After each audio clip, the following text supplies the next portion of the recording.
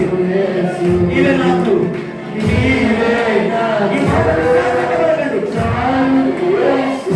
అయ్యా నీవే నాకు, చాలు యేసు, నీవే నాకు, చాలు యేసు, నీవే నాకు, చాలు యేసు, నీవే నాకు, చాలు యేసు, నీవే నాకు, చాలు యేసు, నీవే నాకు, చాలు యేసు, నీవే నాకు, చాలు యేసు, నీవే నాకు,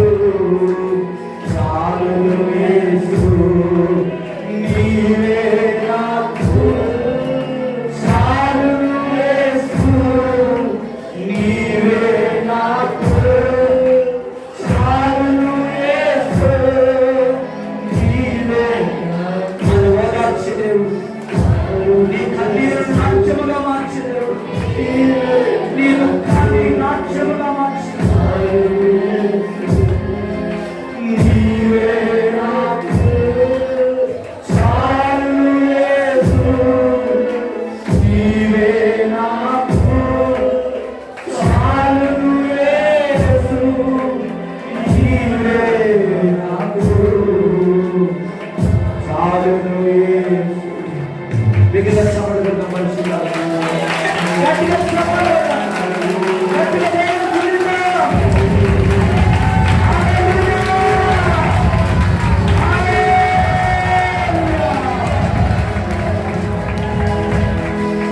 ప్రార్థన చేస్తున్నారు. ఈ ఉదయకాల సమయంలో ఇంతవరకు ఆయన నామాన్ని గణపరచడానికి ప్రభు మనకు అనుగ్రహించిన మంచి సమయాన్ని బట్టి దేవునికి కృతజ్ఞతలు. ఆయన ఒక్కడే ఆరాధనకి యోగ్యుడండి. ఈరోజు నిన్ను ఆయన సన్నిధిలో నిలబెట్టుకొని ఈ లోకంలో ఎవరికి లేని ధన్యత దేవుడు నీకు నాకు ఇచ్చాడు. ఆయన ఆరాధించడానికి మనం ఏ పాటి వారు, ఏ అర్హత మనలో ఉంది, ఏ క్వాలిటీస్ మనలో ఉన్నాయి, ఏ యోగ్యత లేని మనల్ని ఆయన ఎంతగానో మనల్ని ప్రేమిస్తున్నాడు. నీ హృదయాన్ని కోరుకుంటున్నాడు. నీ చిన్ని హృదయంలో ఆయన నివాసము చేయాలని ఆశపడతాడు. ఏ బలహీనతతో ఈ ఉదయకాలం దేవుని సన్నిధికి వచ్చావో ఆయన సమస్తము చూస్తున్న దేవుడు. ఆయనకు మరుగైనది ఏది లేదు. ఈ ఉదయకాల సమయంలో పరిశుద్ధాత్మ దేవుడు మనందరితో మాట్లాడాలని ఆశపడతాడు. తన దాసుని దేవుడు మరుగుపరిచి ఆయన ముఖాంతరముల నుండి దేవుడు ఈ దినం మనతో మాట్లాడి మనల్ని బలపరిచినట్టుగా, కూడిన మనందరి దేవుడు దీవించి ఆశీర్వదించినట్టుగా, ఇంకా రాలేకపోయిన వారు ఎవరైతే ఉన్నారో మరొక ఆదివారం దేవుడు వారిని నడిపించినట్టుగా, వచ్చిన సర్వ సంఘాన్ని దేవుడు దీవించి బలహీనులుగా ఉన్న వారికి ఈ దినం దేవుడు గొప్ప విడుదలను అనుగ్రహించినట్టుగా, సమస్యలో ఉన్న వారికి దేవుడు గొప్ప ఆదరణ దేవుడు అనుగ్రహించినట్టుగా, దుఃఖంలో ఉన్న వారికి దేవుడు గొప్ప ఓదార్పునిచ్చినట్లుగా, నమ్మదులను ఆత్మీయతని ప్రార్థన చేస్తున్నట్టుగా అందరం ఎందుకు వెళ్తాం. స్తోత్రములు తండ్రి, పరిశుద్ధుడా, విమోచకుడా, సృష్టికర్త, ముక్తిదాత, గొప్ప దేవుడా, నిత్యము తీర్చగలము. గతించిన 2024 నెల ప్రయాణంలో మన తోడుగా ఉంది. అప్పుడే ప్రభా 5వ నెలలో ఆఖరి తారీఖులు, ఆఖరి ఆదివారంలో ప్రవేశించి పోయిన దినాలు మాకు పోయిన నెల మాకు రావటానికి కదా ఈ ఆఖరి మే నెల ఆఖరి ఆదివారం ప్రభా స్తోత్రములు గతించిన నెల నుంచి నిలబడుకొని ఉచితమైన కృతజ్ఞత మీరెక్కడ సరే మమ్మల్ని మా కుటుంబాన్ని జ్ఞాపకం చేసుకున్నాను. మళ్ళీ దానిని మాకు చేయండి. వాడి పట్టణంలో మా కంటాలు పెంచున్నాము. చేసే స్వానుభవాలు మా పట్ల తప్పించి గతించిన కాలాలంతా ఎలా జ్ఞాపకం చేసుకుని ఎదురకపోయే కాలం అంతట్లో కూడా మీకు ఇచ్చిన కుటుంబాలని, సంఘాలని, సమస్తానికి ఆ జ్ఞాపకం చేసుకుని ఈ సంఘం సారదయ్యా, ఈ ఆత్మల సారద అనేకమైన ఆత్మలు నడిపించి అందరికీ నాని ఆత్మనికి ఉండదు. ఆత్మ కాని వారిని వారి కాదన్న ఆత్మ లేకపోతే నరకమే కదంటున్నాను. సర్వ సంఘం పైన ఆత్మనికి ఉన్న మరుతులు కలపన మృతులు మా కుమార్తెలందరూ ప్రోత్సాహన పథకాలు తండ్రి అనేకమైన ఆత్మని సన్నిధికి లోకంలో నశించిపోతూ లక్షలాది ప్రజలు ఉన్నారు.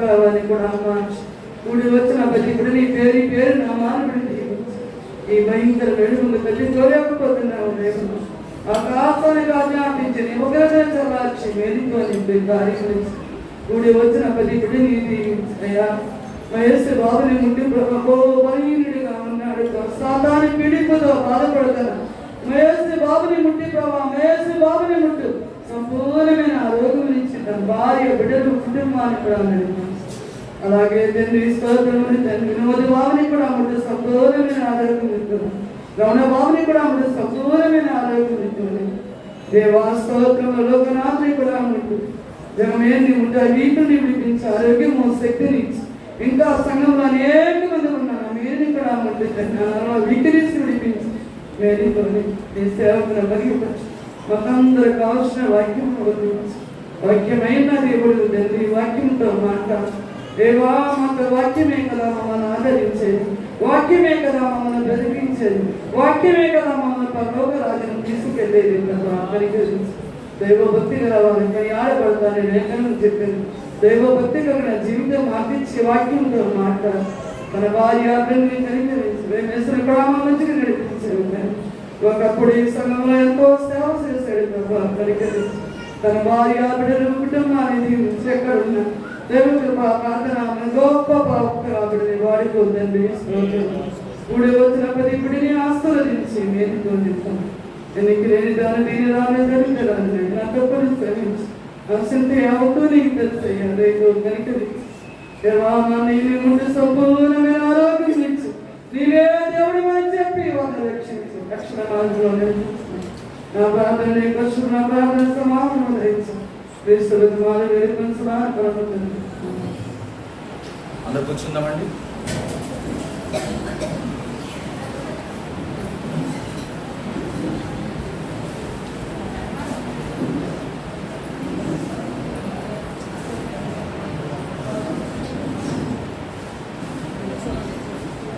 దేవునికి స్తోత్రం కలుగుతాం. హల్లెలూయా. రెండు చేతుల పైకి ఎత్తుదాం. హల్లెలూయా. దేవుని పరిశుద్ధ నామానికి మహిమ కలుగుగాక. కూడి వచ్చిన మీ అందరికీ ప్రభువు యేసు క్రీస్తు నామములో నా హృదయపూర్వక వందనాలండి. అందరికీ ప్రైజ్ లో ఈ సమయంలో మరి ఆంధ్ర ప్రాంతం నుంచి మన మధ్యలో దైవ సేవకులు రమేష్ గారు ఉండడం అనేది మనకు ఎంతో ఆశీర్వాదకరం. వారిద్దరూ మన మధ్యలో వాక్యం పంచుకోవడానికి సిద్ధంగా ఉంటుండగా వాళ్ళని ప్రేమతో చప్పట్లు కొడుతూ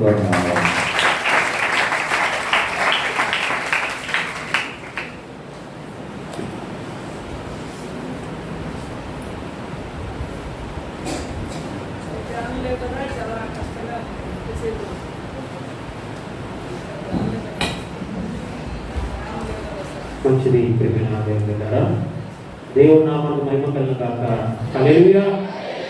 చాలా చక్కటి యొక్క సమయాన్ని మనం ఇచ్చి ఉన్నాం. ప్రాముఖ్యమైనటువంటి సమయానికి కూడి వచ్చిన సంఘం అందరికీ హృదయపూర్వకమైన అనుభవాలు తెలియజేస్తున్నాను. మరి మేము ఎప్పుడో ఖాళీ ఉన్నప్పుడు ఏదో పని ఉన్నప్పుడు మరి ప్రాంతాలు రావటము మరి వచ్చిన తర్వాత మరి నా యొక్క ఆత్మీయ సంఘానికి రావటము అనేది మేము నిర్ణయించినటువంటి మీ దగ్గరే పెరిగాను, మీ దగ్గర ఎదిగాను కాబట్టి మీతోనే గడపాలనేటువంటి ఆనందంతో మరి ఆస్తమే వచ్చాం. మరి వచ్చిన తర్వాత నన్ను మీరు ఇచ్చిన గౌరవం బట్టి మీకందరికీ కూడా హృదయపూర్వకంగా తెలియజేస్తున్నాను. మరి ఆత్మీయ తెలుగు గారికి అలాగే మామయ్య గారికి పెద్దలకు ప్రాముఖ్యంగా తన యొక్క సమయాన్ని అందించినటువంటి సేవలకు హృదయపూర్వకంగా తెలియజేస్తున్నాను అండి. మనిషిని ప్రియమైన ఎక్కువ చెప్పి మిమ్మల్ని ఇబ్బంది పెట్టకుండా మరి దేవుడు వాక్యం వాళ్ళు నేరుగా మనం వెళ్దాం. చాలా ఉక్కపోతుగా ఉంది, గాలి వేయటం లేదు. తొందరగా ముగిస్తే తొందరగా వెళ్ళిపోతున్న ఆలోచన ఉన్నారు. మంచిది ప్రియమైన దేవుడు బిడ్డారా. హల్లెలూయా. ఏది మంచిది? తొందరగా ముగిస్తే తొందరగా వెళ్ళిపోవడం మంచిదా? ఆత్మీయ ఆహారంతో నింపబడడం మంచిదా? హల్లెలూయా. ఒక చిన్న ఎగ్జాంపుల్, ఒక చిన్న ఉదాహరణ మీకు చెప్తాను. వాక్య జ్ఞానం వెళ్ళకముందు ప్రతి క్రైస్తవుడు కూడా ఆదివారం చర్చికి ఎందుకు వస్తారు అనే విషయాన్ని మీరు చాలా జాగ్రత్తగా క్షుణ్ణంగా ఒక ఎగ్జాంపుల్ చెప్తారు మీకు. మీరు ప్రతి ఒక్కరికి ఒక మొబైల్ ఫోన్ ఉంది, ఉండదండి. టచ్ ఫోన్లు, కాస్ట్లీ ఫోన్లు 20,000, 30,000, 40,000 తిరిగితే 50,000, ₹1,00,000 విలువ చేసిన మొబైల్ ఫోన్ కూడా మీకు ఉన్నాయి. ఉన్న మీ మొబైల్ ఫోన్కి ఛార్జ్ అయిపోతే ఎంత విలువ పెట్టి కొన్నా దాని ఉపయోగం ఉందా? లేదు నా ఫోను కొన్న తర్వాత నుంచి ఇప్పటి వరకు కూడా ఒక్కరోజు కూడా నేను ఛార్జ్ పెట్టకుండా సంవత్సరంలో వాడుతున్నానని చెప్పండి. కొన్ని చేసి చూపించారు. నేను కొనుక్కున్న మొబైల్ ఫోన్ ₹1,00,000. ఈ మొబైల్ ఫోన్ ఏంటంటే చాలా విలువైనది. నా మొబైల్ ఫోన్ ఫీచర్స్ ఏదైతే ఉన్నాయో ఆ లోపల ఉన్నటువంటి ఫీచర్స్ అంటే వీడియో కాల్స్ ఉండొచ్చు, కెమెరా క్వాలిటీ ఉండొచ్చు, ఇంకా అనేకమైన ఏవైతే ఉన్నాయో అవన్నీ కూడా నా మొబైల్లో ఉన్నట్టు ఎవరి మొబైల్లో ఉండవని చెబుతాం. ఏంటండి, నా మొబైల్లో ఫీచర్స్ ఎవరి మొబైల్లో ఉండవు. ₹1,00,000 మొబైల్ నాది, ₹20,000 మొబైల్ నాది, ₹50,000 మొబైల్ ఫోన్ నాదని గొప్ప గొప్ప చెబుతూ ఉంటాం. మంచిదే ప్రియమైన దేవుడు కదా. ఆ మొబైల్ ఛార్జ్ లేకపోతే ఉపయోగం ఏముంది? నేను 30 సంవత్సరాల క్రైస్తవుని, 20 సంవత్సరాల క్రైస్తవుని, 10 సంవత్సరాల క్రైస్తవుని, రక్షణ పొంది 2 సంవత్సరాలు అవుతుంది. నీలో పరిశుద్ధాత్మ ఛార్జ్ లేకపోతే ఉపయోగం ఏముంది? ఇంత ఉపయోగం లేదు. కాబట్టి ఛార్జ్ ఏం చేయాలి? మొబైల్ ఫోన్కి ఛార్జ్ కనెక్ట్ చేసి ఆ ఛార్జ్ ఎక్కడ పట్టుకెళ్ళాలి? కరెంటు సప్లై చేసిన బోర్డు దగ్గరికి వెళ్ళాలి. ఆ కరెంటు సప్లై చేసే బోర్డే దేవుని మందిరము. హల్లెలూయా. ఆ మందిరం దగ్గర వచ్చి ఏం చేయాలి? ప్రతి ఆదివారం నాడు ఛార్జ్ చేసుకోవాలి. దేని చేత? వాక్యము. దేని చేత? వాక్యము చేత ఛార్జ్ చేసుకుంటే ఆ వారం అంతా ఏం చేయబడుతుంది సార్? బ్యాటరీలో మొబైల్ ఫోన్లో ఛార్జ్ ఉన్నంత వరకు చక్కగా వాడబడుతుంది. ఛార్జ్ అయిపోగానే ఏమవుతుంది? తీసి పక్కన పెట్టేస్తాం. ఛార్జ్ అయిపోయిన ఫోన్ వాడతాను చేతులు చూపించండి. ఏమో మీ దగ్గర మంత్రాలు గొంట ఉండొచ్చు, నా దగ్గర మాత్రం లేదు. ఎందుకంటే ఛార్జ్ లేకుండా వాడే మొబైల్ ఫోన్ నా దగ్గర మాత్రము లేదు, ఎవరి దగ్గర కూడా ఉండదు. ఎవరికైనా మొబైల్ ఫోన్ ఛార్జ్ పెడితేనే ఫోన్ పనిచేస్తుంది. ఛార్జ్ పెట్టకపోతే ఆ ఫోన్ పని చేయదు. అందుకే ఆదివారం నాడు మనం అందరం ఏం చేయాలా? దేవుడు మందిరానికి వచ్చి ఛార్జర్ అనేటువంటి దైవ సేవకుడి దగ్గర ఉంటూ మీరిరువురు కలిపి దేవుని మందిరం ఏం చేయాలి? దేవుణ్ణి ఆ కరెంటు సప్లై అయినటువంటి ఆ పరిశుద్ధాత్మ చేత మీరు రావాలి. అప్పుడు దేవుడు వేసిన వాక్యము చేత తన ఆత్మ చేత కరెంటు మీలోకి నింపుతాడు. అప్పుడు నూతన బలము పొందుకొని ఏం చేస్తావు? ముందుకి వెళ్తావు, దేవుడి యొక్క సన్నిధిలో వెతుకుతావు. హల్లెలూయా. కాబట్టి ప్రియమైన దేవుడా, పరిశుద్ధ లేఖనాలను వినే జాగ్రత్త వినండి. నువ్వు ఇప్పుడు సన్నిధికి వచ్చావు, ప్రాముఖ్యమైన సమయానికి వచ్చావు. దేనికోసం తెలుసా? నీలో అయిపోయిన ఛార్జింగ్ ని ఎక్కించుకోవడానికి వచ్చావు. ఎక్కించుకోవడానికి ఇష్టపడతావా? లేక మాకు 2 నిమిషాలు చాలండి, 5 నిమిషాలు చాలండి, 10 నిమిషాలు చాలనుకుంటావా? ఏదేమైనా నీ ఇష్టం. కొందరు 10 నిమిషాలు వాక్యం కానీ చిరాకు వచ్చేస్తాం, కొందరు అక్కడ వాక్యం చిరాకు. మన మొబైల్ ఫోన్ బ్యాటరీస్ ఉంటాయి, చాలా స్పీడ్గా ఛార్జింగ్ చేస్తాయి. ఎంత స్పీడ్గా ఛార్జింగ్ అంత స్పీడ్గా ఫోను పగిలిపోతుంది. అది కూడా ఆలోచించుకోవాలి. కాబట్టి ప్రియమైన పరిశుద్ధ లేఖనాల నుంచి మొదటి పేతురు రాసిన పత్రిక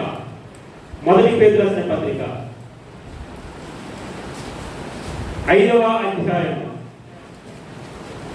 10వ వచనం చదువుతున్నామండి.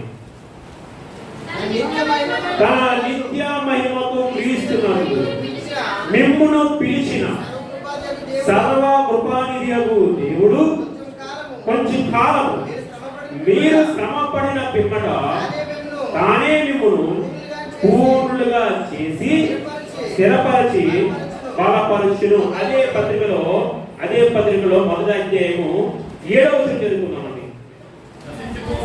నశించుకో సువర్ణము అగ్ని పరీక్ష వలన శుద్ధపరచబడుచున్నది కదా, దానికంటే అమూల్యమైన నీ విశ్వాసం ఈ సోదరుల చేత పరీక్షకు నిలిచినదే యేసుక్రీస్తు ప్రత్యక్షమైనప్పుడు నీకు మెప్పును మహిమయు ఘనతయు కలుగుటకు కారణమవున ప్రార్థన. పరిశుద్ధ గొప్ప దేవుడా, కృపల తండ్రి, మీ వాక్యపు వెలుగులో నాయన మమ్మల్ని బలపరచండి, స్థిరపరచండి, ధైర్యపరచండి. ఇదిగో దేవా, నీ సన్నిధిని వచ్చామంటే నీ వాక్యముని విని మా ఉదయాన్ని నింపుకొని అయ్యా ఈ వారం అంతా కూడా నీ సన్నిధిలో మేము పొందుకున్న ఆ ఛార్జనే, ఆ కరెంటు పరిశుద్ధాత్మ వాక్యముని విని మా జీవితాలు బలపరుచుకున్నట్టుగా, నీ కొరకు వాడబడుతున్నట్టుగా మాకు సహాయము చేయమని మీరే నడిపించండి. ఆత్మచేత నాతోటి సంఘముతోటి మీరే మాట్లాడమని యేసుక్రీస్తు వారి యొక్క నామం అడుగుచు ప్రతిమాలుచున్నాము తండ్రి, ఆమేన్. మంచిది ప్రియమైన జాగ్రత్తగా ఈ కొద్ది మాట జ్ఞానం చేద్దాం. పేతురు గారి గురించి మనకు అందరికీ తెలిసిన విషయమే. ఇతడు గొప్ప కాదు, యేసుక్రీస్తు శిష్యులలో ప్రథముడు, అంటే చేరికలో ప్రథముడు కాదు. యేసుక్రీస్తు శిష్యులలో మొదటిగా చేరిన వాడు మాత్రం కాదు, కానీ శిష్యుల్లో ఎదుగుతూ ప్రథముడైనాడు. హల్లెలూయా. వింటారా? రెండు చెల్లించాము ఒకసారి. అది మీరు చెప్పినప్పుడు కొంచెం చేయిస్తే వింటారు అర్థం. మీరు చెయ్యట్లేదు అనుకోండి, నిద్రపోతున్నారు అర్థం. అప్పుడు మీ పక్కన వాళ్ళు మిమ్మల్ని డిస్టర్బ్ చేస్తే దృష్టి వస్తాడు, మిమ్మల్ని చాలా ఇబ్బంది కలిగిస్తాడు. పేతురు గారు ఆయన శిష్యత్వంలో మొదటి శిష్యుడు కాదు, కానీ మొదటి స్థానం మాత్రము సంపాదించాడు. ఇది ప్రాముఖ్యమైన. యేసుక్రీస్తు వారు బాప్టిజం పొందుకున్న తర్వాత యోహాను శిష్యులు ఇద్దరు యేసుక్రీస్తును వెంబడించారు. పేతురు గారు రక్తగారికి బాగోలేనప్పుడు, జ్వరం వచ్చినప్పుడు అక్కడికి ఈ యొక్క ఆంధ్రయ్య గారికి ఒక శిష్యుడు ఏం చేశారంటే యేసుక్రీస్తు వారు వెంబడించి వారు ఆ పేతురు రక్తగారికి జ్వరం వచ్చినప్పుడు అక్కడ తీసుకుని వెళ్ళారు. వెళ్ళినప్పుడు అక్కడ ప్రార్థన చేసి ఆ జ్వరం తగ్గిపోయింది. ఎవరి జ్వరము? పేతురు గారి యొక్క అత్తగారి యొక్క జ్వరం తగ్గిపోయిన తర్వాత మరి కొద్ది రోజులు గడిచిన తర్వాత ఆయన ఎక్కడ చేపల వేడికి వచ్చినప్పుడు చేపలు ఇస్తాక పడకపోతే బాధ కలిగి అప్పుడు యేసుక్రీస్తు అక్కడికి వచ్చి, అయ్యా మీరు గోడు కుటుంబ పక్కన వలవేనంటే ఏంటి మాట ప్రకారం మనం వేశారు. ఇదిగో పేతురా, నీకు క్యాప్ అని పేరు పెడుతున్నాను, కాబట్టి వేఖ్య మనుషులు పెట్టే జాతర కాకుండా, అసలు చేపలు పెట్టే జాతర కాకుండా మనుషులు పెట్టే జాతర నువ్వు ఏర్పడాలి కాబట్టి నన్ను వెంబడించినప్పుడు ఆయన వెంబడించారు. వెంబడించిన తర్వాత కొద్ది దినాలు బాగున్నాడు. యేసుని శిలువకు అప్పగించినప్పుడు ఆయన 3 సార్లు గొప్పారు. తర్వాత ఆయన యేసుక్రీస్తు యొక్క పునరుద్ధాన శక్తిని పొందుకున్నాడు. ఆయన తిరిగి లేచిన తర్వాత యేసుక్రీస్తు శిష్యుడికి కనిపించినప్పుడు ఆయన పునరుద్ధాన శక్తిని ఆ మేడ మీద వెళ్ళిపోయి ఉపవాసం నుండి ప్రార్థన చేసి దేవుని శక్తిని పొందుకొని పరిశుద్ధాత్మను పొందుకొని ఇప్పుడు బయటకు వచ్చాడు. ఏ విద్య లేదు, చేపల పట్టడం తప్ప ఏ విద్య కూడా నేర్చుకోలేదు, ధర్మశాస్త్రం ఏమీ లేదండి. అటువంటి ఆయన పరిశుద్ధాత్మను పొందుకున్న తర్వాత బయటకు వచ్చి అక్కడ ప్రజలు చెప్తున్నాడు, అయ్యా మీరు ఎవరైతే శిలువ వేసి చెప్పారు ఆయన నిజమైన దేవుడు, హల్లెలూయా ఆయన చెప్పినప్పుడు అందరూ ఆశ్చర్యపోయారు. ఒక్కసారి ఆయన ప్రసంగం విన్నప్పుడు 3000 మంది ఒక్కసారి మారు మనసు పొందారు. హల్లెలూయా. ఆ మారు మనసు పొందిన వ్యక్తిలో ఆయన పరిచయం చేయగా కొద్ది దినాలు గడిచిన తర్వాత సంఘానికి చాలా కష్టాలు వచ్చాయి, చాలా విపరీతమైన కష్టాలు వచ్చాయి. ఆ కష్టాల్లో ఆ సమయంలో సంఘం ఏమైపోయిందంటే చెదిరిపోయింది. మేము ఏదో కొందరు ఆ ప్రాంతానికి ఈ ప్రాంతానికి వ్యాన్లు ఏమైనా వెళ్ళిపోతూ ఉంటారు, కొందరు శ్రమలు అనుభవించడానికి వేరే ప్రాంతాలు వెళ్ళిపోతూ ఉంటారు. అలాగా ప్రియమైన దేవుని బిడ్డలారా, యేసుక్రీస్తు శిష్యులకు క్రైస్తవులకి కొన్ని హింసలు వచ్చాయి. అక్కడ ఉన్నటువంటి ఆ దేశ నాయకుల వల్ల, ఆ పరిచయాల వల్ల, సర్దుకాయల వల్ల, ఇంకా కొన్ని రకాల వల్ల ఏమైందంటే క్రైస్తవులకు కొన్ని ఇబ్బందులు వచ్చాయి. ఆ ఇబ్బంది సమయంలో పేతురు గారు వీరు చెల్లా చెదిరిన వారికి, ఆ చెన్నాశీలు తప్పిపోయిన వారికి వీరందరూ పొందుతున్న శ్రమలు, వీరందరూ పొందుతున్న శోధనని ఎలాగ జయించాలి, ఎలాగ మీరు ఎదిరించాలని వారు ఒక లేఖ రాస్తూ ఈ పేతురు రాసిన పత్రికే మొదటి పేతురు రాసిన పత్రిక. హల్లెలూయా. ఇప్పుడు ఆ పత్రిక వచ్చాం, ఆ శిష్యులు కూడా ఆ సంఘం పడుతున్న శ్రమల ఎందుకు వచ్చాం. ఇప్పుడు ఆ శ్రమంలో ఆ శిష్యులైనటువంటి పేతురు చెబుతున్నాడు, అయ్యా చెందిపోయినటువంటి మీరందరికీ కూడా నేను ఒక లేఖ రాసి పంపిస్తున్నాను. ఈ లేఖలో ప్రాముఖ్యంగా 2 విషయాలు ఉన్నాయి. ఆ రెండు విషయాలు సంఘంలో, ఆ 2 విషయాలు ఏమవుతున్నాయంట, సంఘంలో, కుటుంబంలో ఆ 2 విషయాల్లో వారు ఏమవుతున్నారంటే చాలా బలహీన పడిపోయి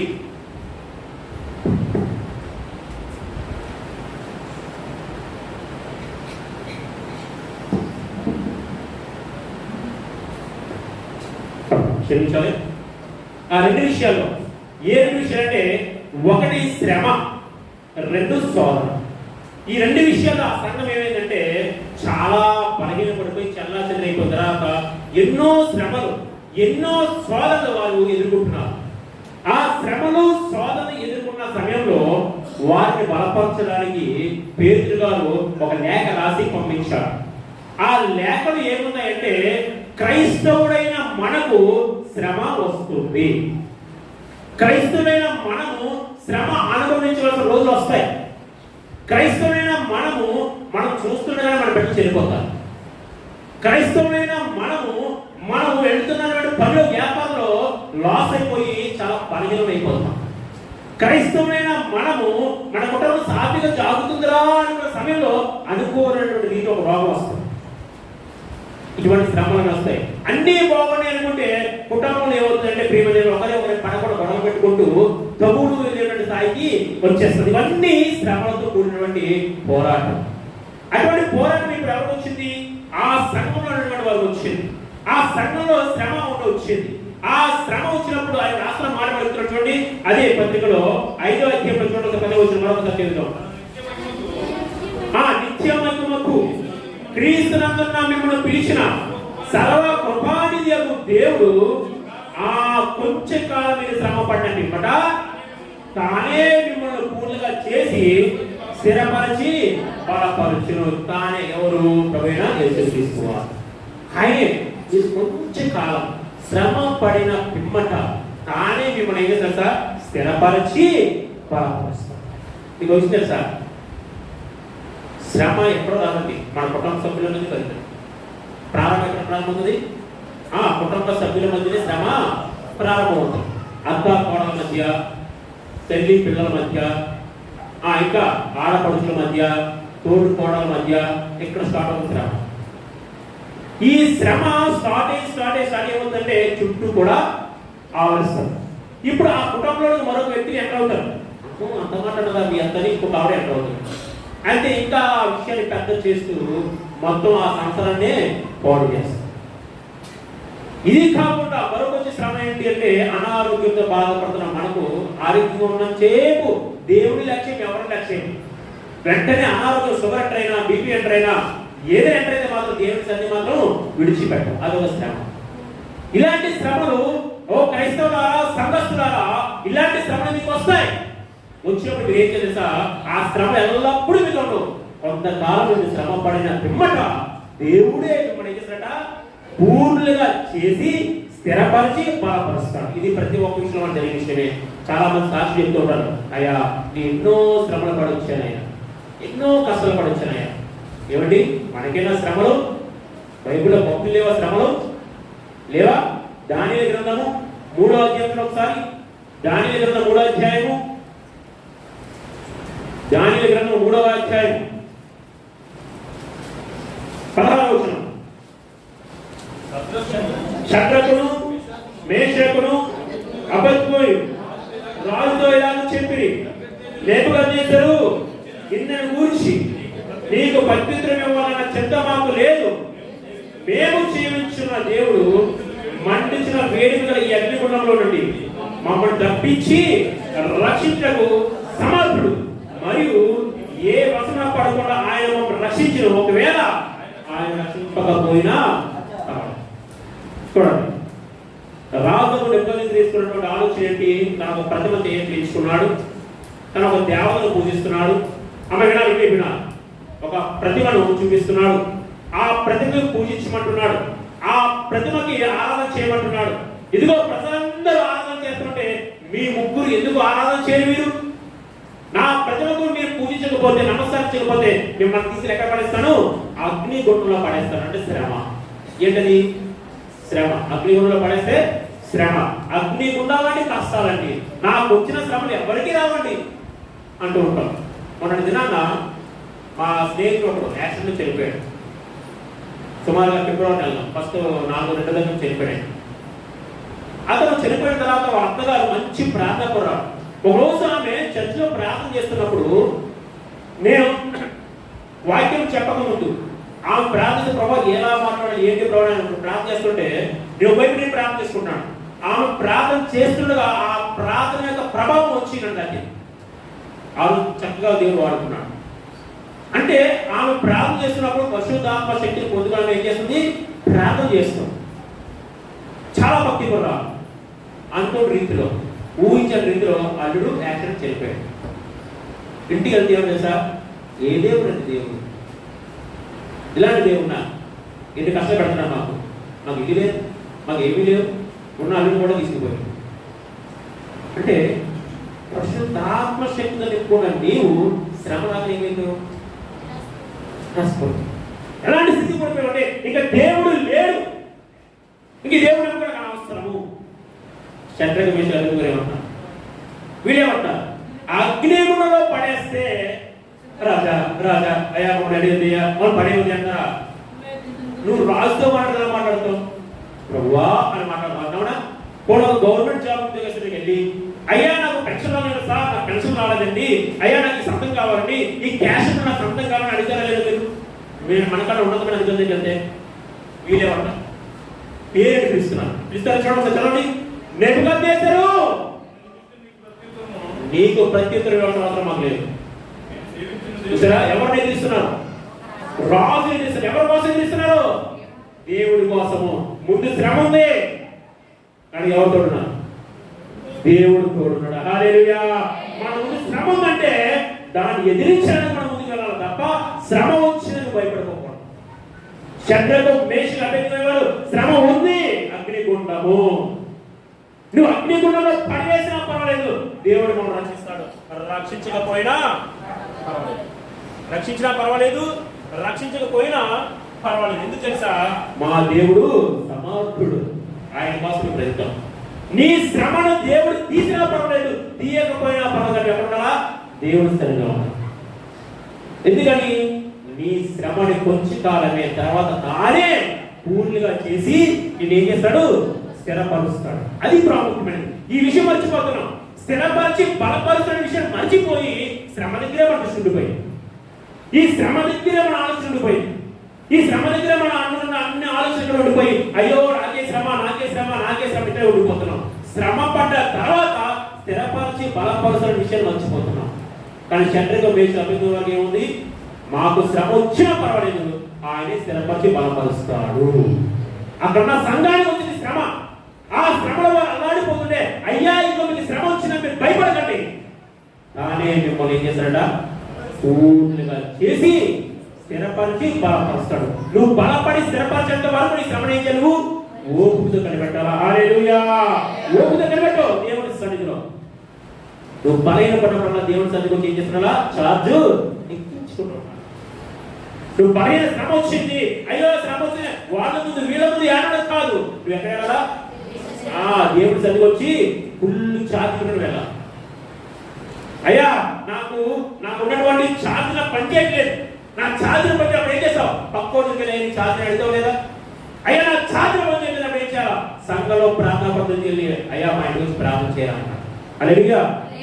అయ్యా వారి ఛార్జ్లో పని చేయాలి అన్నా. సేవకు వెళ్ళి అయ్యా మా ఇంటి గురించి ఏం చేయాలా? ప్రార్థన ఛార్జ్ కావాలా? అప్పుడే ఎన్ని శ్రమలు వచ్చినా నువ్వు స్థిరంగా నిలబడ్డానికి ఆయన ఏం చేస్తాడు? పూర్తిగా చేస్తాడు. ఏమండి? యూసుఫ్ ఎవరు వచ్చే శ్రమలు? యూసుఫ్ ఎవరు వచ్చే శ్రమలు? అన్నగా వచ్చి ఎంత భయంకర శ్రమ అంటే చూడండి ఒకసారి. ఒకసారి ప్రేమ ఏం పెట్టారా? ఆదికాండము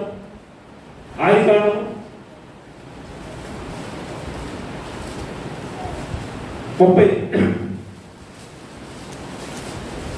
ఆదికాండం చూడండి ఒకసారి.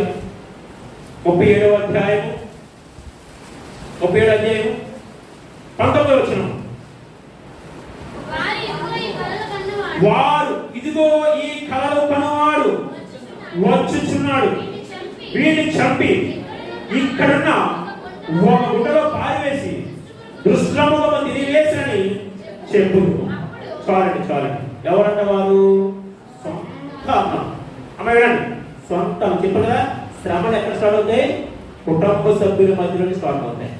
అక్కడి నుంచి సమాజంలోకి వస్తాయి. కుటుంబ సభ్యుల్లో ఉన్నటువంటి అన్నదమ్ములు ఏం చేస్తారంటే ఇప్పుడు వీడి మీద ఎప్పటి నుంచో పగబెట్టారట. ఎప్పుడు నుంచి పగబెట్టారట?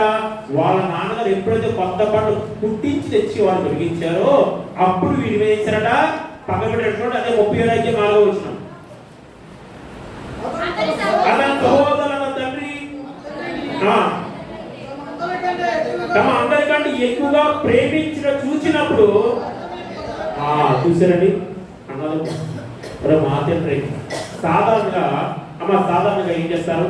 తండ్రికి ఎంతమంది బిడ్డలున్నా ఎంతమంది కుమారులున్నా అందరూ ఒకేలాగా చూస్తారు. వీడు చిన్నోడు, యోసేపు అనేవాడు. ఇప్పుడు ఇతను ఏం చేశాడు? నాకు చిన్నోడు కదా, ఒక మంచి బట్టలు కుట్టించి బట్టలు కుట్టించాడు, చక్కగా తొలగించాడు, మంచిది. ఇప్పుడు వారు ఎవరిని అడగాలి? నానా తొప్పటికి నువ్వు కొత్త బట్ట కుట్టించావు, మాకైతే బట్టలు ఎవరిని అడగాలి? తండ్రిని అడగాలి. వీరేం చేశారు? ఏ పాపము, ఏ పుణ్యం అంటే ఏ అపనింద చేయనటువంటి వ్యక్తిని పగబెట్టాడు. ఈరోజు మనం కూడా ఎందుకు పగబెడతాం తెలుసా? దేవుడు ఎదిగితే పగ. ఆడ పాపం చేస్తే పగబడతాడు. ఇది మనకు ఆడ శిరోడు అయితే పగఉండదు. వాడు వ్యభిచారం చేస్తే పగఉండదు. నవ్వుతాం, అరే ఇలా పడిపోయాడు చేస్తాం. ఆడే చక్కగా పాటలు పాడే దేవుని మొదలు ఎదుగుతూ ఉంటే ఎక్కడ లేని పాపం వచ్చేస్తుంది కదా. ఎక్కడైనా పాపం వచ్చేస్తుంది. ఎందుకని నేనే చేయాలి, పక్కోడు చేయకూడదు. నేనే కుట్టించుకోవాలి, నాకే వేయాలి బట్టలు, కన్న తమ్ముడు వేసుకోకూడదని పగబెట్టారట. ఈ పగబెట్టినటువంటి వారు ఇప్పుడు ఏం చేశారు? చంపేటువంటి స్థాయికి వచ్చేసారు. పగ ఏమైపోయింది? దేశంగా మారిపోయి సొంత తమ్ముడే చంపేదామని వాడు వస్తున్నప్పుడు వాడిని బట్టలు చింపేశారు.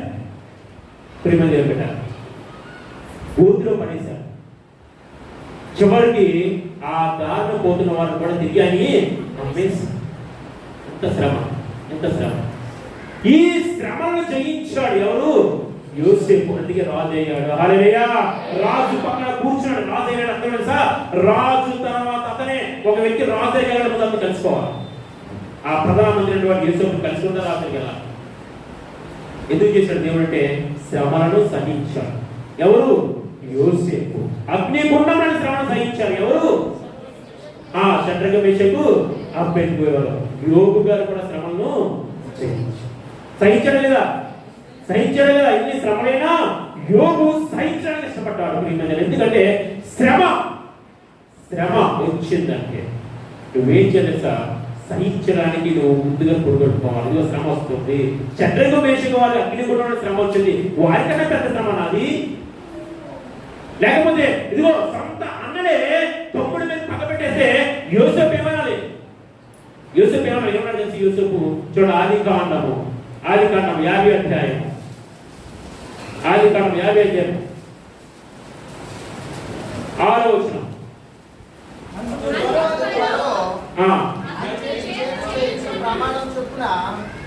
అమ్మ 19వ వచనం. యోసేపు భయపడి నేను దేవుని స్థానమందున్నానా? మీరు కీడు చేయి ఉద్దేశించారు కానీ నేటి దినమున జరుగునట్లు అనగా బహు ప్రజలు బ్రతుకుతున్నట్లుగా అది నేనిగే దేవుడు ఉద్దేశించెను. హల్లెలూయా! శ్రమ పట్టింది ఎవరు అన్నారు. అమ్మా వాక్యం ముగిస్తే జాగ్రత్తగా. శ్రమలు పట్టింది ఎవరు? యోసేపుకి అన్నలకు శ్రమ పెట్టారు.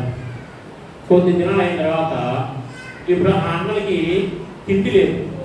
కానీ యోసేపు మాత్రము శ్రమను అనుభవించి మనం చదువుకున్న మూలవాక్యం ప్రకారంగా తానే మిమ్మల్ని పూర్ణులుగా చేసి స్థిరపరిచి బలపరుస్తున్నట్లుగా యోసేపు దేవుడు ఏం చేశాడు? పూర్ణులుగా చేశాడు, స్థిరపరిచాడు, బలపరిచాడు లేదా? ఇప్పుడు యోసేపుకి శ్రమ వచ్చింది, కృంగిపోయాడా? శ్రమ కలిగినప్పుడు కృంగిపోతే చేతగాని వాడు అయిపోతామని సామెతల గ్రంథంలో మాట్లాడతాం. ఇప్పుడు యోసేపు కృంగిపోలేదు. యోసేపు పరిస్థితి ఎంత భయంకర పరిస్థితి కూడా ఆ యోసేపు శ్రమను అనుభవించాడు. ఒక దేశానికి ప్రధానమంత్రి అయ్యాడు. శ్రమ పడిన వారికి మళ్ళా శ్రమలు వచ్చాయి. ఎవరికైతే శ్రమ పెట్టారో వాళ్ళకే మళ్ళా శ్రమలు వచ్చాయి. ఈ శ్రమలు వచ్చిన వారు ఎక్కడికి వెళ్ళారు? యోసేపు దగ్గరికి వెళ్ళారు. యోసేపు దగ్గరికి వెళ్ళిన తర్వాత కొద్ది దినాలు గడిచిన తర్వాత యాకోబు కూడా చనిపోయాడు. యోసేపు తండ్రి కూడా చనిపోయాడు. ఇప్పుడు వీరికి వచ్చిన జ్ఞాపకం ఏం తెలుసా? అరే నాన్న ఉన్నాడు కాబట్టి తమ్ముడు మనం బాగా చూసాడ. ఇప్పుడు నాన్న చనిపోయాడు, వీడు మన మీద పగబెట్టేశాడ. అప్పుడు మనం వీడు పక్కకి చింపేసి వీడు గోతులో పడేసి ఎన్నో శ్రమలో కష్టాలు వీడు ముట్టాం కదా.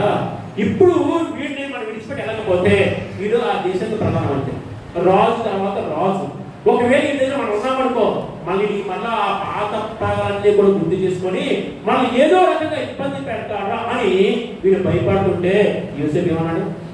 అన్నారా మీరు భయపడు ఎలా తెలుసా?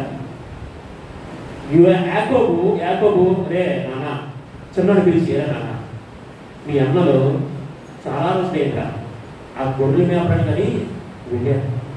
ఈ గొర్రెలు మేపడం వెళ్ళి వారు చాలా రోజులు ఏంటంటే ఇంటికి రాలేదు. అది ఎలాగుందో ఏ రకంగా మాకు తెలియదురా. నువ్వు వెళ్తావు అంటే అమ్మో నా అన్న దగ్గర నేను వెళ్తాను. వెళ్తున్నప్పుడు ఆ బట్టలు ఆ కొత్త బట్టలు పొడిగించి కొంచెం ఆహారం ఇచ్చి అరే బాబు వెళ్ళి వారికి ఆహారం పట్టుకెళ్ళు, వారి క్షేమంగా ఉన్నారు లేదో చూసిరా అంటే పాపము ఈ యోసేపు తండ్రి మీద ప్రేమ, అన్నల మీద ప్రేమ. వినండి అమ్మా, తండ్రి మీద ప్రేమ, అన్నల మీద ప్రేమ, అన్నలు పగబెట్టేప్పటికీ కూడా అన్నల మీద ప్రేమ.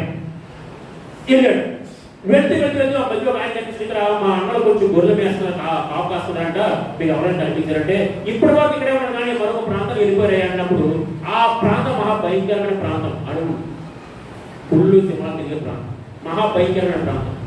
ఆ ప్రాంతానికి ఈ క్యారేజ్ పట్టుకోవడం నిద్రపోవద్దు. హల్లెలూయా. దేవుని మందిరం నిద్రపోతే ఆ లెక్కను దేవుడితో తప్పించాలి. గుర్తించుకోండి, దేవుని మందిరంలో నిద్రపోతే ఆ నిద్ర దేవుని సన్నిధిలో చనిపోయిన లెక్క అప్పుడు వస్తాను. ఏమయ్యా నిద్రపోతున్నావు అంటే నాకు దేవుడు అన్ని ఇచ్చాడు కదా, అన్ని నేను దేవుని సన్నిధిలో చనిపోతున్నాను, నిద్రపోతున్నాను అనుకుంటున్నాను. ఈ భూమి మీద నేను ఇచ్చిన ఏది కూడా నేను తీసుకురాను. అందుకే దాని నేనైతే దేవుని మందిరంలో పచ్చని ఒలివ మొక్క వలె మనం ఏమంటున్నాం, నేనైతే దేవుని మందిరంలో చక్కగా నిద్రపోదు, చక్కగా నిద్రపోదు. నిద్రపోవడం ప్రయత్నం చేయలేదు. నిద్ర వస్తే ఆపుకోండి, చార్జ్ చేసుకోండి. వస్తున్నాడు యూసుఫ్ అన్నల కోసం క్యారెట్ పట్టుకొని బయలుదేరుతున్నాడు. క్యారెట్ పట్టుకొని బయలుదేరి వస్తున్నాడు. అన్నలని చూడాలి ఆనందం. అప్పటికే 3 నెలలు అయిపోయింది, వారం అయిపోయింది. నా అన్నల్ని కలుసుకోవాలి, నా అన్నల్ని కలుసుకోవాలి ఆనందంతో ఆ కొత్త బట్టలు వేసుకొని ఆ క్యారెట్ పట్టుకొని ఆ భోజనం పట్టుకొని నా అన్నల్ని పట్టుకొని ఆనందంతో పరిగెట్టుకుంటూ వస్తుంటే వీరేం చేస్తారు తెలుసా, ఇక్కడ నుంచొని అరే అది కూడా వస్తున్నాడు చూసారా, ఈడే పనులు నిలబడిందంట, మన పనులన్నీ వందడానికి అవసరం పెట్టి ఈడే గొప్ప చెప్పుకున్నాడ, ఈడు గొప్పవాడంట అని చెప్పేసి రాని చెప్తాం రాని అని చెప్పేసి అని చెప్పేసి ఏం చేద్దాం, తాకిపడేసి ఈడు బట్టలు పట్టుకెళ్ళి అంత చేసి చేసి మొదలు చెప్పేస్తాం. చూసారా, ఆ 9 వస్తున్నాడు, అరే నా అన్నని తెలుసుకోవాలి, నా అన్నని తెలుసుకోవాలి, నా అన్న నాకు ప్రేమ, నా అన్న నాకు ఇష్టము, నా అన్న కోసం ఏమైనా పని చెప్పేసి క్యాన్సిల్ పడుతున్నాడు. వారు ఏం చేస్తున్నారు, చెప్పాలనుకుంటున్నాను. చూసారా ప్రేమ మన కుటుంబం లేదంటే విషయాలు ఒకడు ఎదుగుతూ ఉండి ఇక్కడ తప్పాలని చేస్తాం. ఒకడు వ్యాపారం చేసుకొని నా తమ్ముడు నా కుటుంబంలో విడిపోయి వ్యాపారం బాగుపడుతున్నటువంటి ఆడి పాప రైతు తీసుకుపోయిన ఆడి మీద ఉపయోగం వేస్తూ ఉంటాం. ఇంకా వారికి మళ్ళీ తేడా వస్తుంది. ఆలోచించేయండి, ఇటువైపు తమ్ముడు వస్తున్నాడు ప్రేమతో, ఇటువైపు ఎవరు పక్క పెట్టున్నారు. అక్కడ ప్రేమ, ఇక్కడ పగ, అక్కడ ప్రేమ, ఇక్కడ పగ. చివరికి ఏది గెలిచింది, ప్రేమే గెలిచింది. హల్లెలూయా. ఏం గెలిచింది, ప్రేమ గెలిచింది. రే తమ్ముడు, ఆ రోజు నేను చెప్పాలనుకున్నావా, గోయ చెప్పాలనుకున్నా, అన్ని రకాలుగా కష్టాలు పెట్టాను, అన్ని శ్రమలు పెట్టేవారా నీకు. ఈరోజు మా ప్రాంతం వెళ్ళిపోతావా, మా కాదు జ్ఞాపకం చేసిన మమ్మల్ని పాడు చేస్తావా, చెప్పేస్తానంటే అన్నవారా, ఎందుకేనా మీరు నన్ను ప్రేమించి నా ప్రేమ మీకు ఇప్పటికీ అర్థం కాలేదా, నా ప్రేమ మీకు ఇప్పటికీ అర్థం కాలేదా, యేసుక్రీస్తు ప్రేమ మనకి ఇప్పటికీ అర్థం కాదు. ప్రేమ అనేది బిడ్డరా ఎందుకు తెలిసేదా, ఆయన మొదటి యోహాను పత్రిక 3:16 చూడండి. మొదటి యోహాను పత్రిక 3:16. మొదటి యోహాను పత్రిక 3:16. ఆయన మన నిమిత్తం తన ప్రాణము పెట్టెను కనుక దాని వలన ప్రేమ ఎట్టుదో తెలుసుకొనుచున్నాము. హల్లెలూయా. యేసుక్రీస్తు వారి ప్రేమ ఎంత గొప్ప తెలుసా, మన కొరకు ప్రాణం పెట్టినటువంటి ప్రేమ. మీరు బాగా చెప్పారు కదా, యోహాను సువార్త 3:16 ఉంటుంది, దేవుడు లోకాన్ని ప్రేమించేను అంటారు. ఇక్కడే ఉంటుంది తెలుసా, యేసుక్రీస్తు వారి ప్రేమ కనబడుతుంది. తన ప్రాణము పెట్టినందుకు మనం ప్రేమించాడు. ఇప్పుడు యోసేపు యేసుక్రీస్తు వారి ప్రేమను పెంచడానికి వస్తూ ఉంటే ఇంకా మనం అన్నలాగా మనం ఏం చేస్తున్నాం తెలుసా, పగబెడుతూనే ఉన్నాం. దేశపూర్తిగా మాటలు, అన్నదమ్ముల మధ్య చిచ్చుడు, కుటుంబ సభ్యుల చిచ్చుడు, తోడుకోవడం మధ్య గొడవలు. ఇది శ్రమ. శ్రమను జయించడానికి నువ్వేం చేస్తా, మెలుపుగా ఉండి ప్రార్థన చేస్తున్నాడు. అదే పేతురుపత్రిక 5వ అధ్యాయంలో చూడండి 8వ వచనం. నిబ్బరమైన బుద్ధి గలవారై మెలుగుగా ఉండుడి, మీకు విరోధి అపవాది గర్జించు సింహాన్ని ఎవరిని అని వెలుగుచున్నాడు. హల్లెలూయా. ఎవరిని నిందాలని ఎదురుస్తున్నాడు, ఎవరు, అపవాది.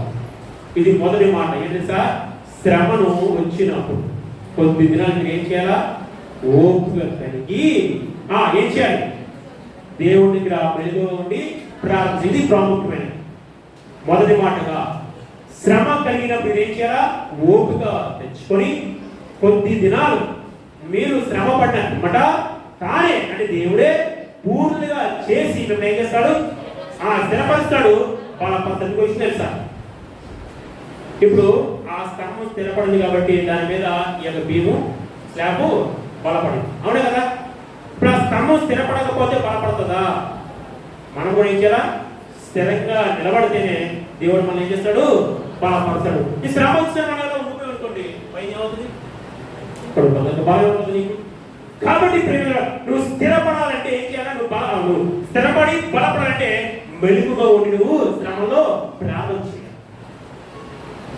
మెలుగుగా ఉండి నువ్వు శ్రమలో ప్రార్థన చేస్తే దేవుడు ఏం చేస్తాడు? నిన్ను పూర్తిగా చేసి స్థిరపరిచి బలపరిచి. యోసేపు జీవితాన్ని జరిగింది. శ్రమ వచ్చింది. యోసేపు బలహీనపడ్డాడా? ఎవరైతే శ్రమ పెట్టారో మరలా వాళ్ళు ఎక్కడికి వచ్చారు? యోసేపు వాళ్ళ దగ్గర వచ్చారు. నిన్ను శ్రమ పెట్టిన వాడు, ఇబ్బంది పెట్టిన వాడు, కష్టాలు పెట్టిన వాడు మరలా నీ దగ్గరికే వాడు వస్తారు. అంతవరకు ఏం చేయాలా? ఓపికగా ఉండాలి. కానీ వాడు దుర్భాషలాడే నువ్వు దుర్భాషలాడితే ఇంకా నీకు సహనం ఏముంది? ఓపిక ఏముంది? వాడు తిక్కడే నువ్వు తిడితే, వాడు కొట్టడే నువ్వు కొడితే, వాడు అనేకమైన అబద్ధ సాక్ష్యం పలికాడే నువ్వు పలికితే ఉపయోగం.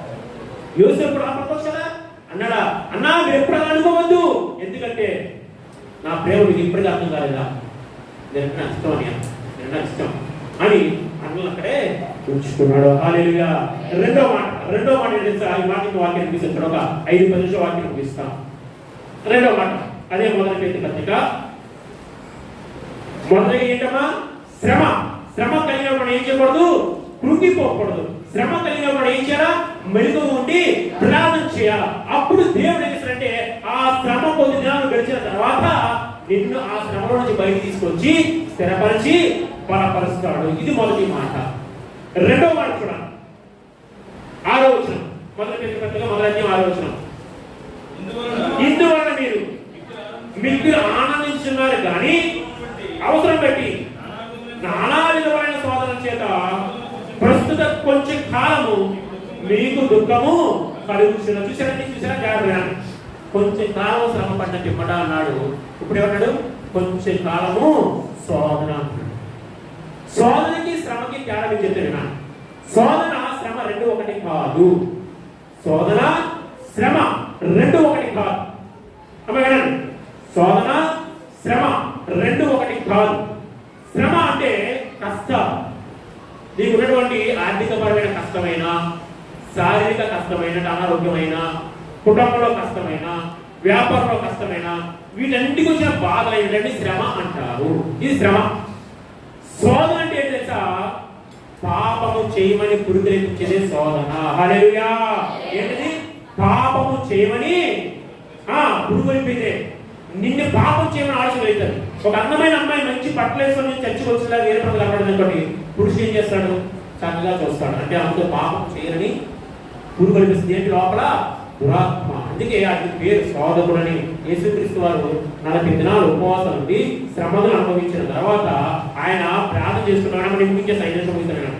ప్రార్థన చేసుకుంటూ ఉంటే ఏం చేసిందమ్మా? స్వామి అపదం ఏం చేశాడు? మత్తయి సువార్త 4వ అధ్యాయము 3వ వచనం. స్వామి వచ్చి ఎవరు శోధిస్తున్నాడు? యేసు ప్రభువును శోధిస్తున్నాడు. హల్లెలూయా. ఏమని శోధిస్తున్నాడు? ఈ రాళ్ళని రొట్టెలుగా చేసుకొని తిను. అదో ఆ కొండ మీద దూకాయి, దేవుడు చిన్న కాపాడతాడు అన్నాడు. చూడరా, శోధకుడు వీడు చేసే పని తెలుసా? నిన్ను పాపంలోకి లాక్కెళ్దాం, వ్యభిచార కోపంలో లాక్కెళ్దాం, బూతులు మాట్లాడడం లాక్కెళ్దాం, నీ ఆ కుటుంబంలోని శోధన తీసుకొచ్చి భార్యాభర్తల మధ్య ఆ విభేదాన్ని పుట్టించడం ఈ పద్ధతి. సంఘాలకు రావడం. ఒక సేవకు చెప్పాడు, అయ్యా మీకు అర్థమైందా? సువార్త చెబుతున్నాడంట. మంచిదే. ఎందుకు చెప్తున్నారు సువార్త? ఎదుటి వ్యక్తులను క్రైస్తవులను మార్చడానికి సువార్త చెప్తున్నామండి. మంచిదే. ఆ మారిన వ్యక్తి మన సంఘంలో ఏం చేస్తున్నాడట? సంఘాన్ని గడిబిడి చేస్తున్నాడు. ఇది ఒక విచిత్రం. ఏంటంటే శోధకుడు సువార్త చెప్తున్నాడు ఏమంటలేదు. శోధకుడు నువ్వు వెళ్ళి సువార్త చెప్తున్న వాళ్ళు ఏమంటలేదు. వాడు సంఘంలో వచ్చిన వాడు ఉపయోగించుకుంటున్నాడు. ఏమని? సంఘంలో గడిబిడి చేయడం, సంఘాన్ని పోడిచాడు. కాబట్టి మీరు శోధనలో ప్రవేశించకుండా మెలుగుగా ఉండి ప్రార్థన చేయమని యేసుక్రీస్తు హల్లెలూయా. ఎవరు చెప్తున్నాడు? శిష్యులు చెప్తున్నాడు. అయ్యా శిష్యులారా, గెత్సేమనే తోటలో ఆయన ప్రార్థన చేస్తున్నారు. ఈయన ప్రార్థన చేస్తామంటే వారు పడుకున్నారు. వారు అంటాడు పిలిచి, అయ్యా మీరు శోధనలో ప్రవేశించకుండా ఉండడానికి మీరు ఏం చేయాలా? మెలుగు కలిగి ప్రార్థన చేయాలి. శ్రమలో తగలకుండా శ్రమలో మీరు నిలబడాలని ఏం చేయాలా? మెలుగు కలిగి ప్రార్థన చేయాలి. ఇంటికి ఏం అవసరము? మెలుగువ ప్రార్థన అవసరం. అమ్మా వినండి. ఒకరోజు చూడండి, ఒక వ్యక్తి శ్రమను జయించడు కానీ శోధన జయించలేదు. కాబట్టి వాక్యాన్ని ఊహించేసాను. ఒక వ్యక్తి శ్రమను జయించడు కానీ శోధన జయించలేదు. ఇప్పుడు ఒక రాజు శ్రమను జయించాడు, శోధనను జయించలేకపోయాడు. ఒక వ్యక్తి శ్రమను జయించాడు, శోధన కూడా జయించాడు. ఈ రెండు విషయాలు చెప్పి మాకు చేస్తాను. దావీదు మహారాజుకి ఎన్నో శ్రమలు వచ్చాయి కదా. భార్య వల్ల శ్రమ వచ్చిందా లేదా? మామగారి వల్ల శ్రమ వచ్చిందా లేదా? సౌలు గారి వల్ల శ్రమ వచ్చిందా లేదా? వచ్చింది. ఫిలిస్తీన్ల వల్ల శ్రమ వచ్చిందా లేదా? ఫిలిస్తీన్ల వల్ల శ్రమ కూడా వచ్చింది.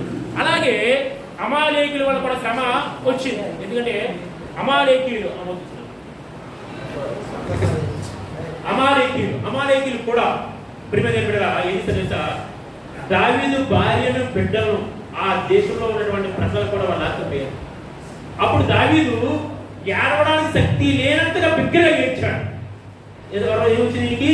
శ్రమ వచ్చింది. ఏంటంటే శ్రమ, భార్య వల్ల శ్రమ, బిడ్డల వల్ల శ్రమ. సొంత కొడుకే దావీదుని చెప్పాలని చూశాడు. అక్షరం సొంత కొడుకే, రక్తము పంచులో పుట్టిన కొడుకే దావీదుని చంపాలని చూశాడు. ఇది శ్రమ. చెప్పారు కదా, శ్రమలు ఎక్కడ వస్తాయి? కుటుంబంలో వస్తాయి. అప్పుడు ఏం చేయాలి? మెలుగు కలిగి ప్రార్థన చేయాలి. ఇప్పుడు దావీదు ఎక్కడ శ్రమ? కుటుంబంలో వచ్చింది. కొడుకు ద్వారా శ్రమ, భార్య ద్వారా శ్రమ, ఇంకా చెప్పాలంటే ప్రేమ చెప్పగా ఇంకా మామ ద్వారా శ్రమ, అమాలేకీయుల ద్వారా శ్రమ, ఫిలిస్తీయుల ద్వారా శ్రమ. ఇవన్నీ శ్రమలు రాజు ఎదుర్కొని మళ్ళా రాజు అయ్యాడు లేదా? 2వ సమయంలో 3 మళ్ళీ అయ్యాడు రాజు అయ్యాడు. ఒక రోజున ఈ శ్రమలను జయించినటువంటి దావీదుకి అమ్మ వినండి, రాజు చేసే పని ఏంటి?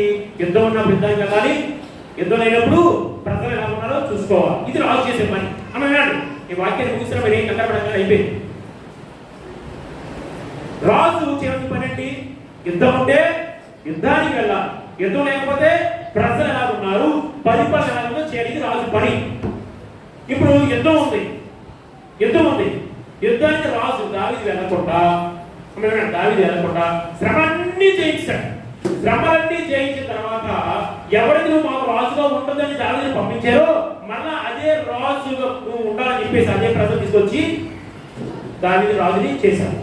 చేసిన తర్వాత కొద్ది దినాలు గడిచిన తర్వాత యుద్ధం ఉంది. యుద్ధానికి వెళ్ళాలి కదా. ఎదురు ఉన్నప్పుడు రాజు వెళ్ళకుండా తనకున్న దగ్గర సైనికులు పంపించి, అయ్యా మీరు యుద్ధానికి వెళ్ళని చెప్పేసి ఇంటి పైన మేడ దగ్గరికి వెళ్ళి ఇంటి వరకు తిరుగుతున్నాడు. యుద్ధం ఏం జరుగుతుందంటావు? ఎలా జరుగుతుందంటాడు? తిరుగుతూ ఉంటే ఆ కొండ ఏమైందంట, ఆ పక్కన స్నానం చేసిన స్త్రీ మీద పట్టలేదమ్మా. ఏమయ్యాడు? పాపంలో కొడుతాడు, సాగులో కొడుతాడు. ఏడ్చాడు. చివరికి ఏమని తెలుసా? మీరు ఎప్పుడైనా ఇంట్లో కాలం చదవండి, ఆ 7 పంతా కూడా ఒక ప్రార్థన రూపంలో కీర్తనలో 51 అయ్యా శుద్ధ హృదయం కలుగునయ్యా. పాపం చేసిన హృదయం ఏంటి? పాపంతో నిండిపోయింది, స్వాతంతో నిండిపోయింది. స్వాతం జయించలేకపోతున్నాడు. ఏంటి తెలుసా? దేవుడిచ్చిన ఆజ్ఞ ఏదైతే ఉందో ఆ ఆజ్ఞలో వెనుక నీ పొరుగువారి భార్యను ఆశించకూడదంటే పొరుగువారి భార్యను ఆశించాడు. నరహత్య చేయకూడదంటే ఏ స్త్రీ అయితే ఆశించాడో ఆ స్త్రీ యొక్క భర్త చెప్పించాడు. దాని శోధనలో పడ్డాడు లేదా? ఈ రాజు శ్రమ జయించడు కానీ శోధనను జయించలేకపోయాడు. మనం చాలాసార్లు ప్రభావంలోకి వస్తావు తీవో ప్రభావం కానీ ప్రభా నా నోటి ద్వారా బూతులు ఎందుకు వస్తున్నాయా? ఆ శోధన బయటపడినప్పుడు ప్రార్థన చేసావా? చెడు. ప్రభా ఎందుకు నేను నా కుటుంబ సభ్యులు దూషిస్తున్నాను? ఈ శోధన భయపడేవా? ఎందుకు నా కంటి చూపు బాగోదు? ఎందుకు నా నడక బాగోదు? ఎందుకు నా పడక బాగోదు? ఎందుకు నా ఆలోచన బాగోదు? ఈ స్వార్థం లాగిందని ఎప్పుడు ప్రార్థన చేసావా? చేయు. ఎప్పుడు ఒకటే ప్రార్థన, ప్రభా నా బిడ్డకు ఉద్యోగం కావాలా, ప్రభా నాకు ఆస్తి కావాలా, ప్రభా నాకు ఇల్లు కావాలా, ప్రభా నేను అందరికీ గొప్పడైపోవాలా. శోధన జయించడానికి ప్రార్థన చేయాలి అన్నాడు లేదా? మీరు శోధనలో ప్రవేశించకున్నట్లు మీరు ఏం చేయాలి? మెలుగు కలిగి ప్రార్థన చేయాలి. ఎవరు చెప్పాడు ఆ విషయాన్ని? శిష్యులు చెబుతున్న యేసుక్రీస్తు వారు. మీరు శోధనలో ప్రవేశించకుండా మీరు ఏం చేయాలా? మెలుగు కలిగి ప్రార్థన చేయాలా. మీరు శ్రమంలో పడకుండా మీరు ఏం చేయాలా? మెలుగు కలిగి ప్రార్థన. అంటే 2 విషయాలు. ఒకటి, శోధనలో పడకుండా మీరు ఏం చేయాలి? మీరు కాపాడుకోవాలంటే ప్రార్థన చేయాలి మెలుగు కలిగి. 2, శ్రమలో పడకుండా నువ్వు జాగ్రత్తగా ఉండాలంటే, ఒక శ్రమ వచ్చినా శ్రమలో నుంచి నువ్వు ఎలా ముందుకు వెళ్ళాలో, నువ్వు ఎలా స్థిరపరచబడాలి, బలపరచబడవు, ఓపు కలిగి కావాలంటే నువ్వు ఏం చేయాలా? ప్రార్థన చేయాలి. అదే యోసేపు వచ్చింది. పాపం చేయమని చేశాడా? చేశాడా? చేశాడా? ఒక రాజు శ్రమ అనుభవించాడు, రాజు అయ్యాడు. శోధన వచ్చింది, పడిపోయాడు. అది యోసేపు శ్రమ అనుభవించాడు, శోధన అనుభవించాడు, కానీ పడిపోలేదు. హల్లెలూయా. యోసేపు వలె శోధనని శ్రమ చేయించలేకుండా కేవలం నాకు శ్రమ చేయిస్తే చాలు, నేను ఎవరితో తిన్నా పర్లేదు, నీ ఏం తాగినా పర్వాలేదు, ఎన్ని బూతులు మాడినా పర్లేదు, ఏ నస కైని ఏ చేసినా పర్లేదు, ఈ శోధన అంటే నాకు ఇష్టం, శ్రమ అంటే మనకు ఇష్టం లేదు, శ్రమ కోసం ప్రార్థన చేస్తున్నావా? శ్రమ, శోధన నేను దేవుని రాజ్యం వెళ్ళకుండా చేస్తే, హల్లెలూయా. శ్రమ కలిగినప్పుడు నువ్వు కృంగిపోతే చేతనైన వాడు అయిపోతామని సామెతలో ఉంటుంది. శ్రమ కలిగినప్పుడు ఏం చేయాలా? కృంగిపోకూడదు, మెలుగుకొని ప్రార్థన చేయాలి. శోధన వచ్చినప్పుడు ఏం చేయాలా? మెలుగుకొని ప్రార్థన. చంద్రకు మేష అగ్నిగా వారికి ఏమొచ్చింది? శ్రమ వచ్చింది. అగ్నికున్నాడు శ్రమ. ఆ శ్రమలో వారు ఏం చేశారు తెలుసా?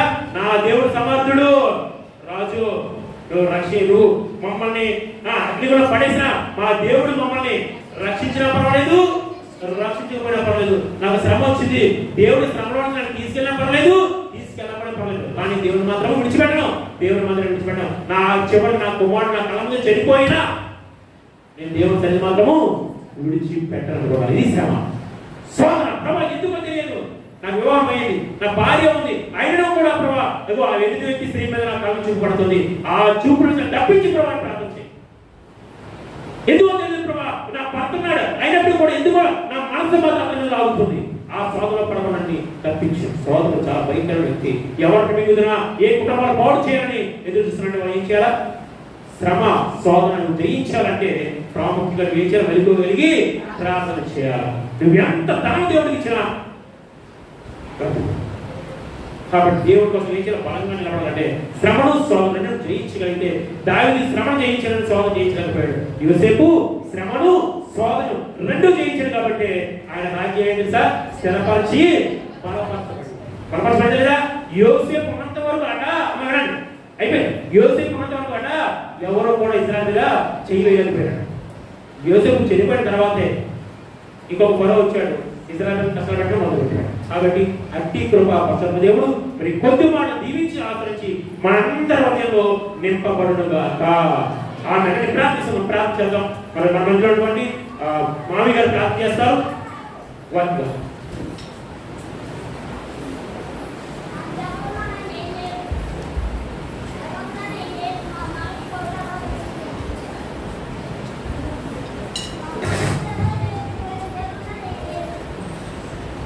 స్తోత్రం ప్రభా, స్తోత్రం తండ్రి, పరిశుద్ధుడా వందనాలు ప్రభా. నిన్న నేడు దేవుడా, నేను గడిచిన వారం నుంచి వారం ఎక్కడో బతుపరుచున్నాను. వందనాలు, స్తోత్రాలు ప్రభా. ఎందుకు నేను తండ్రి ప్రభా మాకు ఇచ్చినది వందనాలు, స్తోత్రాలు ప్రభా. నాయన కాదు ప్రభా, నీ సన్నిధిలో ప్రభా మమ్మల్ని అందరినీ ఏకరీతిగా ఏకమనస్కోలు ప్రభా ప్రవేశపెట్టండి. వందనాలు ప్రభా.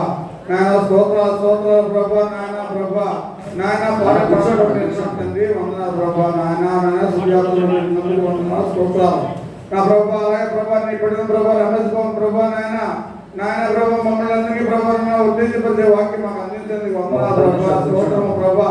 మీరు స్తోత్రంలో పడకండి ప్రభా, మెరుగ్గా ఉండి ప్రభా ప్రార్థన చేయమన్నా ప్రభా. నాయన ప్రభా మేము పాపాలలో పడకుండా ప్రభా ఎల్లప్పుడూ నీ సన్నిధిలో ప్రభా నాయన బాగుంటే భాగ్యం వేయించండి ప్రభా. ఎటువంటి సాతానికి ప్రభా భయపడకుండా ప్రభా మెలుగుగా ఉండి ప్రార్థన చేయమన్నా తండ్రి. స్తోత్రము తండ్రి ప్రభా. అలాగే ప్రభా బిడ్డను దీవించండి, ఆశీర్వదించండి తండ్రి. వందనాలు ప్రభా. కుటుంబాన్ని దీవించండి, నానాడికి అభివృద్ధి చేయండి తండ్రి ప్రభా. వందనాలు. అలాగే ప్రభా నాయన మా బిడ్డల ప్రభా నాయన సన్నిధికి ఎంతమంది ప్రభా ఏ అవసరాలతో అవుతారు, ఏ ఆకలితో అవుతారు, ఏ బాధతో అవుతారు, ఏ రోగాలతో అవుతారు ప్రభా ప్రతి బిడ్డని ముట్టండి, స్వస్థపరచండి. ఎవరైనా రోగాలు ఉంటేవాడు ప్రభా, నేను బాగు చేసేవాడు ప్రభా, నాయన గాయాలు ఉంటేవాడు ప్రభా, స్వస్థపరిచేవాడు దేవుడు తండ్రి. వందనాలు ప్రభా. అలాగే ప్రభా ప్రతి బిడ్డల ఆపదలో ఉన్న రక్షించే ప్రభా తండ్రి, స్తోత్రము. అలాగే ప్రభా ప్రతి ప్రభా బిడ్డను దీవించండి, ఆస్వాదించండి తండ్రి. నాయన ప్రభా ఎవరి బిడ్డని సాయం దయచేయండి తండ్రి. వందనాలు ప్రభా. స్తోత్రం తండ్రి. స్తోత్రం ప్రభా. కరుణేశ్వరి ప్రభా సుఖమైన ప్రభా దయచేయండి ప్రభా. నాయన స్తోత్రం ప్రభా. నాయన సంతానమైన ప్రభా సంతానం దయచేయండి ప్రభా. నన్ను నలుగురిని ఇవ్వకూడదన్న ప్రభా అన్నింటిగా మీరు ఇవ్వండి అయ్యా. స్తోత్రము ప్రభా. స్తోత్రము. ఏ బిడ్డ ప్రభా ఉచితంతో ఎరగకుండా ప్రభా ప్రతి బిడ్డ ప్రభా నీ ఆత్మలో పొంది నిన్ను శుద్ధించి ఆనందించి భాగ్యం ప్రతి బిడ్డ తెచ్చాడు ప్రభా. నేను చెప్పిన వాక్యం విడిచిపెట్టకుండా నీ ప్రభా నువ్వు నీ ప్రభా నీవు మళ్ళీ ప్రభా నవరేసుకున్న మనసు దయచేయండి. అలాగే ప్రభా జరగబోయే కార్యక్రమం అంతా ప్రభా ఇంకా ప్రభా మీరు నుండి నడిపించి ప్రభా మీరే ఆనందించి అందరూ నడిపించమని ప్రభా ఈ సాక్షాత్గా సిద్ధంగా ఉన్న ప్రభా అలాగే బిడ్డల ప్రభా ధైర్యపరిచి సాక్షాత్లో మీరు ఉన్నాడు తండ్రి. అలాగే ప్రభా నాయన ప్రభు ఈరోజు మనకి ప్రయాణం నా తోడు ఉన్నాడు ప్రభా. నాకు ఆరోగ్యం బలం దయచేయండి ప్రభా. నా కుటుంబం ఎక్కడ నీ సరిగ్గా నేను సూచించే భాగ్యం నా కుటుంబం దయచేయండి ప్రభా. అలాగే ప్రభా నాన్న ఎంతమంది బిడ్డలు వచ్చారు ప్రతి బిడ్డని పేరు పేరు జీవించి ఆస్వాదించండి. అలాగే నాన్న బిడ్డలు ఉంటే ప్రభా మళ్ళీ నీ రాక ఆస్వాదించే మళ్ళీ నేను శుద్ధించి కనపరిచే భాగ్యం మాకు అందరూ దయచేయమని అదుపునైనా దీనునైనా నా ప్రార్థన జీవాలను భద్రపరచమని సమాధానం దయచేయమని చేసిన పడుతున్నాము అనుకుంటాను. దేవునికి స్తోత్రం కలుగును గాక. హల్లెలూయా. హల్లెలూయా.